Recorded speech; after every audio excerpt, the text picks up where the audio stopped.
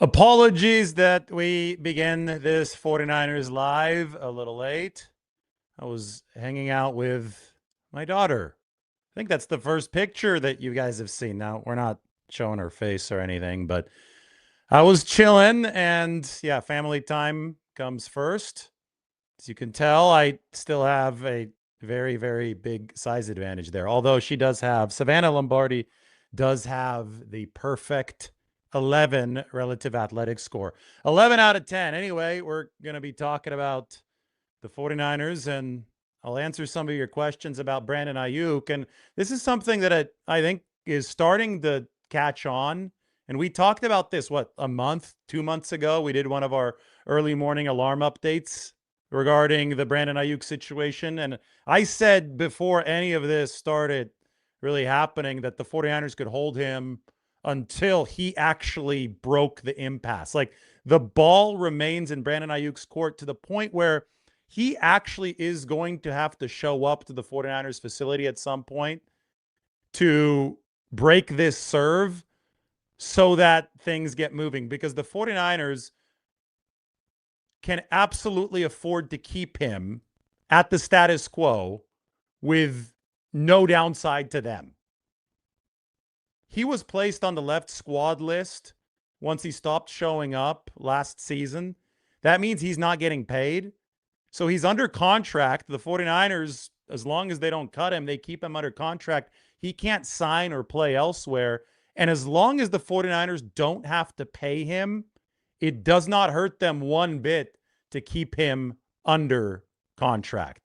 Right? There's the roster spot. I've talked about that, but that's the 90th roster spot on this team. And the 49ers are willing to work around that. If you do trade or cut Brandon Aiyuk, you have to take the acceleration of dead money now on the books. If you don't, if you keep him indefinitely, you keep that money stiff-armed into the future the way you designed it to be stiff-armed into the future with the prorations and the contract. So the 49ers have to be convinced. Something has to happen to convince them to let go of Brandon Aiyuk. And the one thing that he can do, assuming that he still wants to play football, and we have some of our questions about that, by the way, because we saw the picture of Brandon Aiyuk that he himself posted just a few days ago. But if he wants to continue playing football, if that is where his head is at right now, the best, smartest thing he can do is show up at the 49ers facility for the offseason program that's going on right now. Because at some point, the way this is going, he's going to have to show up.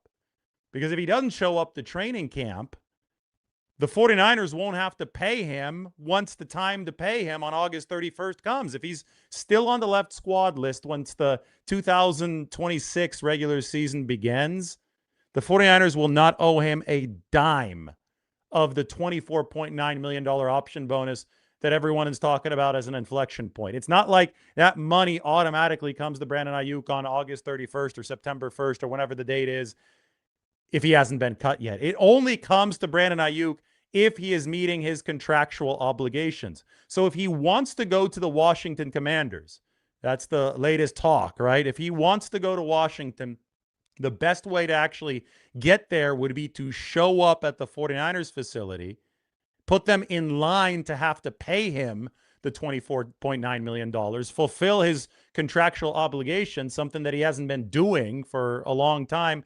And then the 49ers would have to say, well, hey, we've got money coming this guy's way. It's no longer guaranteed. Those guarantees were voided last year. But if the 49ers are in the line of fire to have to pay that $24.9 million, that is when movement might happen. That's when they might think about releasing him.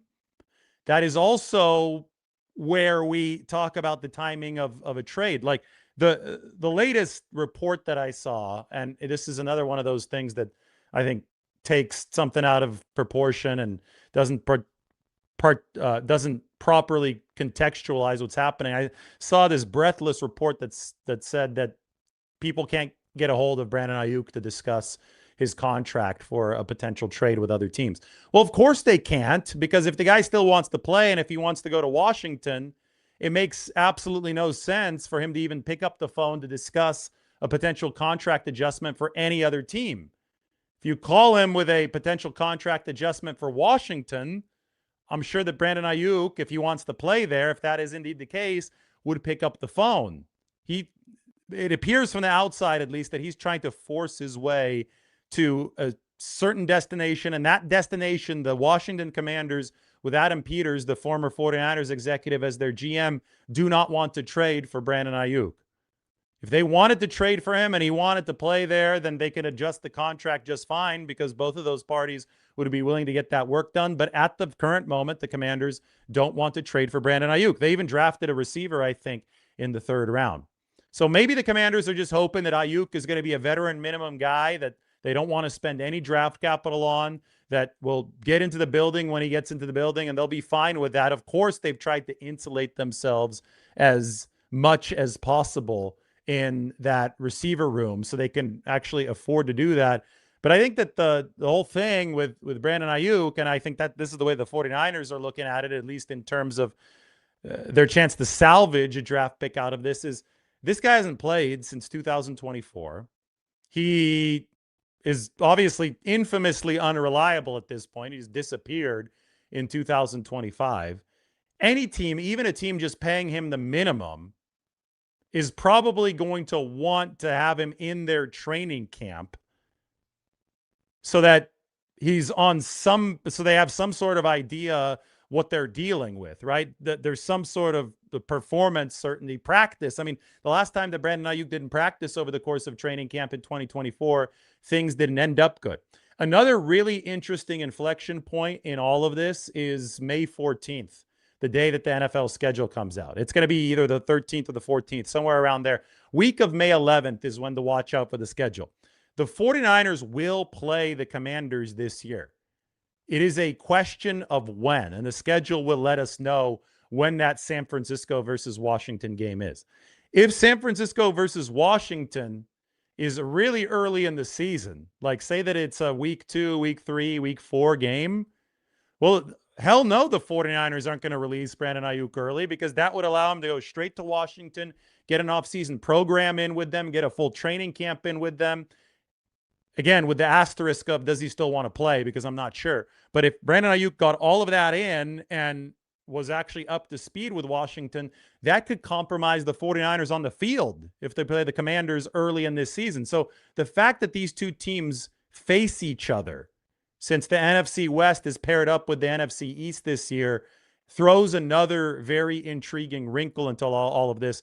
There is absolutely no benefit for the 49ers to let Brandon Aiyuk go earlier than they have to. And I said that another inflection point would come at the draft, right? Or after the draft, because after the draft, the 49ers would have a full roster or something really close to it. And they do have to cut a couple of players in order to make room for everybody that they've signed here lately. I think they're at 93 right now, counting the exemption for the international player Isaac Alarcon. So the 49ers do have to make roster decisions, but I think they're still at the point right now, guided by both principle and by practicality and by business sense, because they do play the Commanders this year, and because they have paid Brandon Aiyuk $48.1 million to play 7 games. They paid him, I think, $1 million per target, something obscene like that. The 49ers are still in the camp of, he's not the 90th most valuable player on the roster. We'll keep him over one of these rookies, one of these undrafted rookies, or one of these very low on the totem pole veterans. That could change if all of a sudden they've got a player who they really want to keep and they don't see anybody else to cut, and they say, okay, fine, we'll finally cut Brandon Aiyuk. But as you could see, I'm showing you what they're weighing right now. I think that the 49ers still see a lot of potential downside if they just do cut him and let him go to the Commanders and then see him beat them in week 2, if that's when that game happens, catching a touchdown pass from Jaden Daniels. That would be the nightmare scenario for the 49ers. I think they want to avoid that. And I think that they also have the support of probably 30 of the other 31 teams in the league when it comes to just holding Brandon Aiyuk. Like, you don't let a guy just force his way off of your football team without a fight up until it doesn't make sense to fight anymore. And at this point, I think that the 49ers are saying there is no downside. We put the ball in Brandon Aiyuk's court and we're going to make him pass back. If he doesn't pass back, well, it tells you he probably doesn't want to play anymore. 49ers can literally hold him indefinitely. They can hold him season to season to season. They still have 3 years of team control of Brandon Aiyuk, right? They can continue to just hold him. And if he doesn't show up, they can just keep him on the left squad list. They won't have to pay him. That contract will remain prorated. That would be an okay scenario for the 49ers. They're totally fine with that alternative. So I think for anything to move, something crazy would have to happen at the margins of the roster to where the 49ers would need Brandon Aiyuk's spot, or Brandon Aiyuk would have to show up to put himself in line to be paid. And right now, he is not in line to be paid. In fact, there's going to be a mandatory veteran minicamp coming up on June, I want to say, I don't know, like around the 10th or so. This offseason program, like what we're seeing right now in April, moving into May, it's all voluntary, right? So if Brandon Aiyuk doesn't show up, he's not in line to be fined or whatever. We've talked about that a lot when we discuss these contract situations. But when mandatory veteran minicamp hits in June, that is a 2 or 3 day event, guys who aren't there get fined. Brandon Aiyuk's under contract. He will be in line to get fined. I don't think the 49ers are in any generous mood with Brandon Aiyuk, as has been demonstrated. If he doesn't show up in June, hell yeah, they're going to take that fine money. And if he doesn't pay them that fine money, they could take it out of his next contract, wherever he signs, if he does eventually head somewhere else. So that's going to be another really, really interesting inflection point in all of this. TJ Houshmandzadeh, the former NFL receiver who at one point was Brandon Aiyuk's wide receivers coach. I don't know if he still is, but he's kept it real on this whole situation. He's on a podcast and he said, quote, "If you're the Niners, the way BA just acted this past season with ghosting himself, I would release his ass the day before the start of the regular season. Why would I do you a favor? Whenever the first game is, they're going to release him that Tuesday. Because if you do it the day before the season starts, you got to pay him. If you're on the roster that Wednesday for that first practice, you get your money. He's going to get released that Tuesday or somebody is going to trade for him. I'm not doing him any favors if I'm the 49ers. You brought this on yourself. If you F me, I'm going to F you harder." All true things said by TJ Houshmandzadeh. But the qualifier that I'm giving you to add on to that is that if Brandon Aiyuk doesn't show up, then the 49ers don't have to pay him that Wednesday. And if he doesn't want to play football, then maybe he just doesn't show up. I mean, this situation has already gotten so weird that I really don't know what direction it's going to turn moving from now. Mike says that he's surprised that we haven't seen Brandon Aiyuk work out with Jaden Daniels on his own, because that wouldn't be tampering. Players can work out with other players. It's when a coaching staff or a front office member works out or discusses or is in contact with a player that's contracted under another team. That's tampering. So Aiyuk could work out and hang out with Jaden Daniels. We haven't seen that happen either, which is why we have bigger things, I think, to consider with Brandon Aiyuk. Does he actually want to continue playing? We saw the picture. We can put the picture back up. I mean, he posted this. I don't like to get too far into photo analysis, you know, what somebody looks like. It could be taken with weird lighting from a different angle. He doesn't look like he did 2 years ago, though. And given everything else that's happening, and given the fact that Aiyuk himself won't speak publicly about anything beyond cryptic Instagram posts, I think it's fair game to wonder if he's in football shape. I think it's fair game to wonder if he's in football shape based on what Jed York said and answered in my follow-up question in Arizona at the NFL owners meetings. He said, I think he said if or when he's healthy. I forgot what the quote was exactly, but I played it several times. And I was like, wait, what is he? Are you not sure if he's healthy? And I asked Jed, is Aiyuk not healthy right now? And he didn't say, no, he's healthy. He said, I don't know. He didn't want to talk about it. So I think that there is genuine mystery regarding Brandon Aiyuk's headspace and also his physical condition right now. I want to find Brandon Aiyuk's contract and show you guys the prorations, because then you'll understand why the 49ers, I think, would be okay. Just, if Brandon Aiyuk doesn't show up to be in line to get his money, I don't think that the 49ers would mind. I have my Brandon Aiyuk contract prediction that I wrote. I'm trying to find the actual prorations moving forward. I could just take it from over the cap if I have to. That's probably going to be the easiest way to do it. So let's go to Brandon Aiyuk over the cap, and let's show you guys what the 49ers actually stand to benefit if they don't have to release Brandon Aiyuk, if money doesn't have to go his way. Here we go. All right. This will be up on the screen within a matter of seconds. That is the Brandon Aiyuk contract. All right, so let's get my head off of this screen. As you can see here, he's got a signing bonus and he's got multiple option bonuses. The salary cap hits for Brandon Aiyuk, like in 2026, it's only $14.6 million. Right here, I'm circling it. Why is that?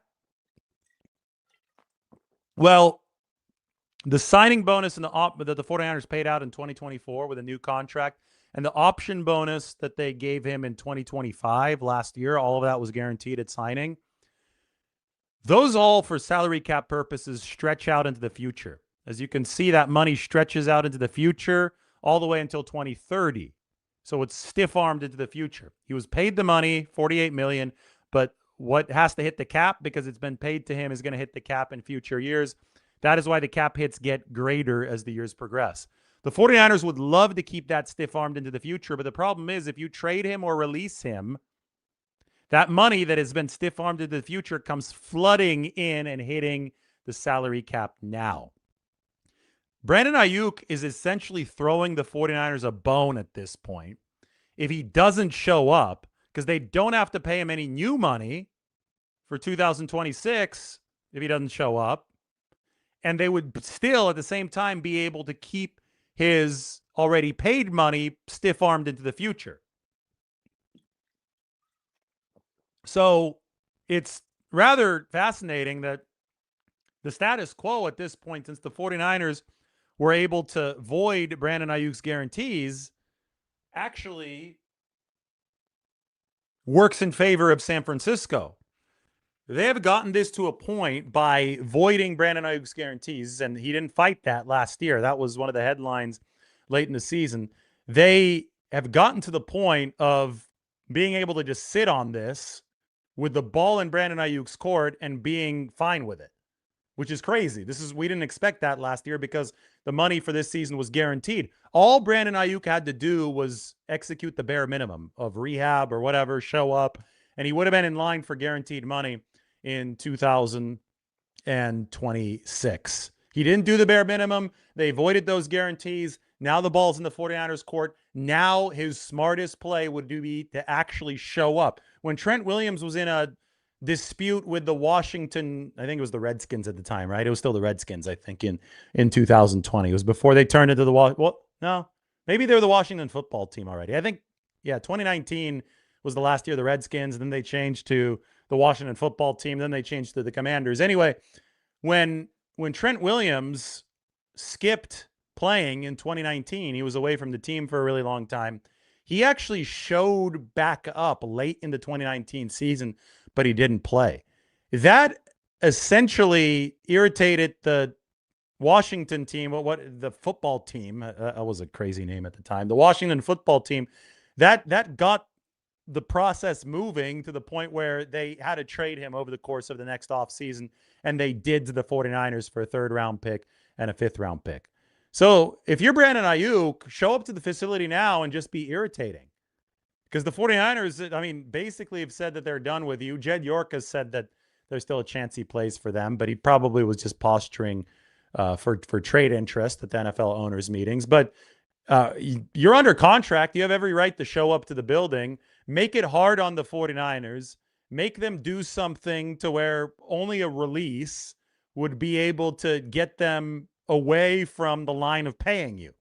That $25 million option bonus is looming in September, but Aiyuk is right now not driving toward it. He's driving in a different direction. But if he shows up, he's driving toward it, and the 49ers have to take evasive action. If they don't have to take evasive action, the 49ers will just happily continue driving forward on the road where they currently are, and they'll be able to benefit from a contract that doesn't feature any more guaranteed money. Fascinating times that we live in. I right now, though, am happy to answer some of your questions. Somebody's saying he didn't get 60 million. He got 48 million, and you'd be surprised at how quickly 48 million can disappear with expensive spending habits.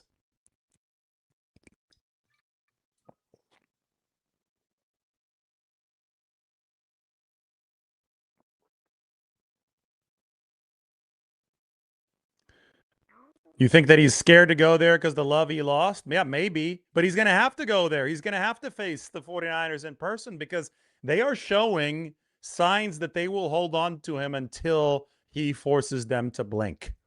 As it should be. I mean, you signed a contract. Either be a man and honor that contract, or be a man and show up and say, I don't want to honor the contract. Either way, be a man about it. You can't just disappear and hope that they're going to cut you. I know that the internet, because it's a lot of people who are living in their basements, you know, and typing away and being keyboard warriors. I know that the people on the internet want to say stuff like holding him hostage, the organization looks bad, free BA. He signed this contract with his own hand, with his own pen, or maybe they gave him a fancy pen, but he signed this contract. He benefited from the $48+ million that he got for not a lot of production. He put himself into this situation. He can own up to this situation to try to get himself out of it. You can't just run away from it. And I think that's what the 49ers are saying right now. Makes no business sense for them to do him any favors.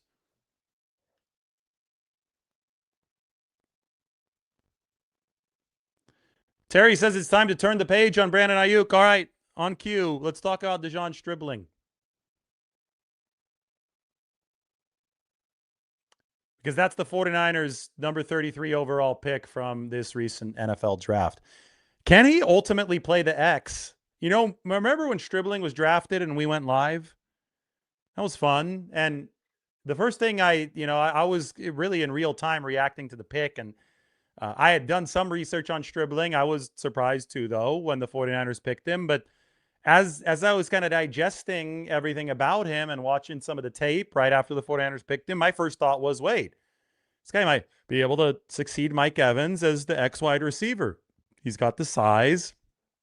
And that's not just succeed Mike Evans, that's succeed Brandon Aiyuk as the X wide receiver as well. But he's got the size and he's got the speed to play outside. A lot of people said, well, he doesn't have the route running ability to play outside. And I had some of my questions too based on what Ole Miss asked him to do. It was a lot of go balls and a lot of hitches. 57% of his routes were either go balls or hitches at Ole Miss. But if you go back and watch him at Oklahoma State, De'Zhaun Stribling is wearing out the middle of the field and he's running the hell out of routes. And I just think that the 49ers found a diamond in the rough as far as polish goes, thanks to the fact that there was so much chaos with this guy in the transfer portal. He played for 3 different colleges, which, you know, to be honest, is not all that unheard of anymore. That Romelo Height, the next pick for the 49ers, played at 5 different schools. But I think that some of De'Zhaun Stribling's positive assets fell through the cracks of mock draft evaluators for sure. But we know that mock draft evaluators don't really know what's going on. But I think that the mock draft evaluators didn't see this guy playing for Washington State, for Oklahoma State, and for Ole Miss. They got too sucked into the Ole Miss tape. They saw a player that might appear to be limited by the Ole Miss tape because he was running 57% hitches and go routes, and they didn't see the full route tree at Oklahoma State, or they didn't weigh it heavily enough. We have more and more news right now, and Chris Sims said this, and Chris is close to Kyle Shanahan, that De'Zhaun Stribling was probably going to go soon after 33 if the 49ers didn't pick him. So basically, You can take your consensus boards and shove it, because the consensus boards don't have any idea what NFL teams and their boards are actually thinking. Chris Sims said the NFL really valued this guy way higher than the public. He was going in the next 10 picks. I think in Kyle Shanahan, and just talking to him a little over the weekend, I think they wanted to trade down from number 33, but I think then they read the board and were like, uh-oh, he might not be here if we trade too far down. We got to be careful. Let's just take him now. You have all these arrogant basement dwellers who were obsessing over mock drafts for months. And I was sitting here making fun of mock drafts because they're not real. But people who could never make it in the real world NFL, thinking that they are NFL minds, you had them in an echo chamber. Their mock drafts just bouncing off of a wall with other mock drafts, and they're all swimming in this mock draft soup.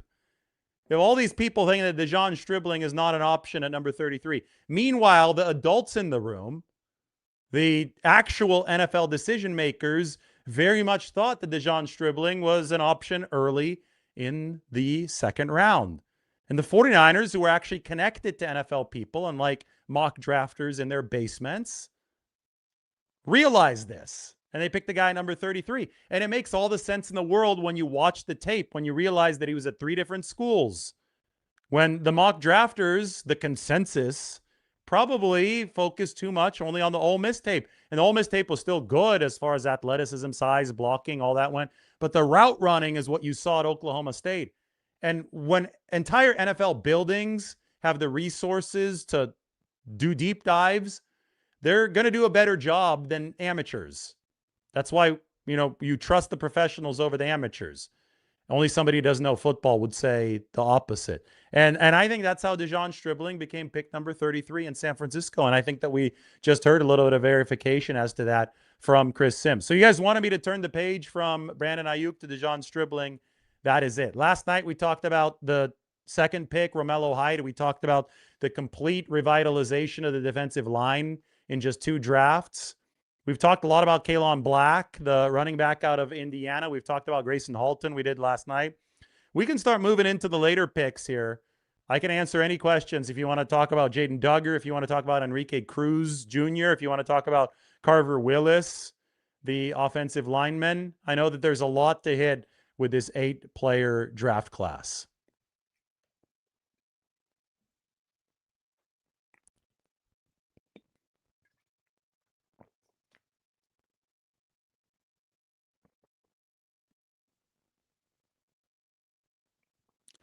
Yeah, keyboard warriors calling for Lynch and Shanahan to get fired. It's funny because these people get slapped in the face by reality at essentially every juncture. It's the same people that said that Sam Darnold would lose out to Trey Lance. That was funny. Yeah, see how that one worked out. Same people that said that Trey Lance was better than Jimmy Garoppolo. No, he wasn't. Same people that said that Trey Lance was better than Brock Purdy. No, he wasn't. Same people that say that Brock Purdy isn't good. Yeah, you're wrong about that. In a redraft, Brock Purdy would be a top 3, maybe even the top overall pick. Yeah, the league thinks that Brock Purdy is good. These people are just wrong at every single juncture. Those of them who have YouTube channels, nobody watches their channels anymore. They struggle to get 1,000 views on some videos because they've lost all of their credibility. Because if you just sit there and you're wrong about thing after thing after thing, people are going to tune out. They're just going to watch this instead, as the numbers show. I think we did Mike, how many views was it? Did we do 2 million views over the course of the draft? Something wild, because people actually want to hear the truth, like what's objective. They don't want somebody just yelling at a camera into a microphone and be wrong for the 85th consecutive time. So it's like, again, the whole Lynch and Shanahan takes, they come way, way out of left field. There's nothing true about it. The 49ers, if you look at objective draft analysis of how they've drafted since these guys have taken over, it ranks in the top 5 of the league. If you look at only 2021 and beyond, they still rank number 12. That is despite the disastrous turn of the Trey Lance trade. 2021, they gave up their first round pick for Trey Lance. They gave up 2022 and 2023 first round picks. That nuked the 2022 and 2023 drafts because they didn't have the first round pick and they didn't draft well past that. So they had two bad drafts, but people don't realize they still had a good 2021 draft, even notwithstanding the Trey Lance selection. They still got good starters out of that draft. They still got good production out of the 2021 draft. 2024 and 2025 are both trending in the right direction. You guys know me. I'm not going to grade anything early because I'm actually objective. But 2024 is, health permitting, in line to deliver at least 4 starters, which is good for any draft class. And 2025 is in line to deliver at least 4 starters as well, probably more. We'll see just how high that 2025 draft can go over the course of the next couple seasons. And then we're going to give it its proper grade in 2027, and we'll continue on with the objective evaluation. Throughout all of this, the 49ers have been one of the best rosters in football and one of the most winning teams in football. Kyle Shanahan's seat is not even close to warm. John Lynch's seat is not even close to warm. Anybody saying that it is, anybody who's saying that their draft record is bad on the aggregate, A, doesn't understand the draft, B, is a casual, or C, is just trying to get clicks on social media because their channel isn't doing well, or they want more retweets or whatever. I don't know. Or all of the above. You can be a casual who doesn't know football, who's still trying to get clicks. You can be A, B, and C, and we have a lot of those types too. But that's where it comes from. It all comes from this place of just disingenuity. Like, it's disingenuous. There's nothing, and that's the whole mock draft empire comes from this place of disingenuity, because all mock drafts are based on subjective opinions that were formed outside of NFL buildings. The best example was last year. Last year, you had mock drafts putting Shedeur Sanders in the top 10. He was never going to go in the top 10. It's what a bunch of fanboys outside of the NFL thought about how the NFL draft should go. So they put Shedeur Sanders in mock drafts. The NFL didn't think that way, and they drafted Shedeur Sanders at fourth round, fifth round? I forgot where he went, but it was much, much lower than the top 10. So the same people who have this fantasy land of drafting, who try to shame everybody leading up to the draft to think like sheep in terms of their consensus, those same people get mad at the 49ers for not thinking like sheep, for drafting on their own, for being one of the most successful franchises in the league over the past 10 years. And then because the 49ers are a big popular name, they think, okay, well, I can get a lot of clicks by pointing out that the 49ers don't think like all of us sitting here in our basements making our mock drafts. It really is as simple as that. It has gotten completely out of control. Nobody cares where these guys were picked. Bill Walsh wouldn't care. After the NFL draft is over, it is about producing in the building. George has a good question. Of all the players the 49ers drafted this year, which player am I the most excited about? Grayson Halton. I mean, whenever a defensive tackle can jump 36.5 inches, I know that he's got shorter arms, but I've seen also arm strength from him. Sometimes when a guy has shorter arms too, there is more oomph in what he can actually do with using those arms. Sometimes like there's a little too much length in the arm, and then there's not as much force generated by it. The spin move that we saw from Grayson Halton in the Senior Bowl, where he just threw the offensive guard to the ground, if you can combine that strength with the explosion, the athleticism he has coming off the line of scrimmage, combine him with Osa Odighizuwa, I think the 49ers might have something special up front. They have added a lot of defensive linemen.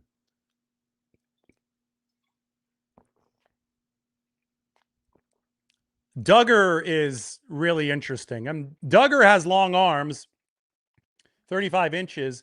Now, I don't know how strong Duggar is. And that's going to be the big question with him, I think. You know, even if he's a successful player, I think it's more likely than not this is going to be more of a redshirt year. Maybe I'll be proven wrong there. But at this point, he might be a tweener in that he's very long, 6'4", height, 35-inch arms, but still needs to add a little bit of muscle and a little bit of weight if they're going to actually be playing him at a stack linebacker position. I find him to be a fascinating prospect. He's played edge before, but to play edge in the NFL, he's going to have to get a little bit stronger.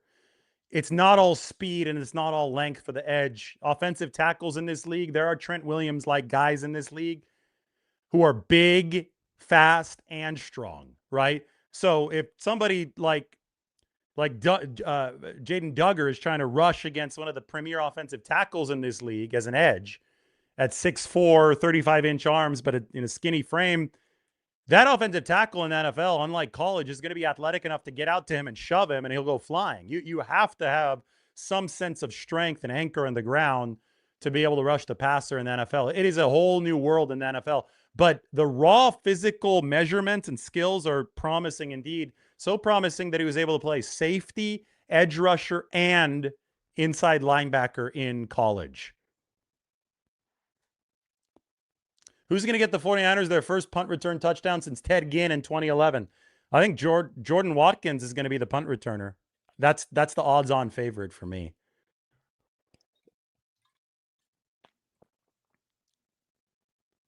Aldon Smith. Somebody asked about Aldon. Oh, right here. Terry asked, didn't Aldon Smith get away with that frame? Aldon was heavier than Jaden Duggar. He was, I mean, he was light. Like we're seeing a lot of lighter edge rushers now, and we have over the past decade plus than before. But Aldon Smith was never safety weight. Jaden Duggar was a safety just a couple seasons ago, right? So there's degrees to this, right? Somebody like Romelo height is light too, 239, but he's much shorter. So he's a bit stockier. And boy, that guy plays with his hair on fire. He's going to be exciting to watch as well. The thing about this draft class is that everybody is athletic. You could tell that in this world of subjectivity of the NFL draft, the 49ers went out and tried to find objective measurements to hang their hat on to give guys a chance to succeed at this level. So everyone has a good relative athletic score. All but Carver Willis have an excellent relative athletic score. And that to me, like, at least there is something objective in this world of opinions. And that was really exciting to see. All right, everybody, thanks for watching. I need to get back to this. It's going to be good. All right, we'll see you soon.